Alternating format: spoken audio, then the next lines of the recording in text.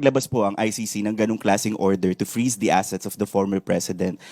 Will the government comply on that particular order? Kung meron naman po tayong batas at inaalaw po tayo, ipakita lamang po nila, tayo po'y magkukomply dahil lagi po, sinasabi natin, lahat po ng gagawin natin dito ay dapat lamang base sa batas. Okay, next question po. Wala akong agenda.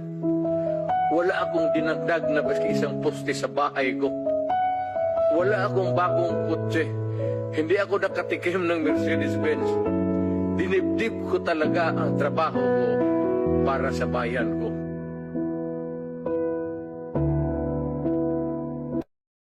Napunta pa kayo ng Davao? Kita ninyo ang bahay ko? Oh. Kita ninyo ang sakyan ko? O di pick up rin? O dito pick up rin? Ano ang nagbago sa buhay ko?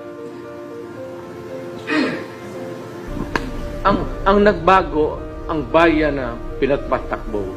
Pero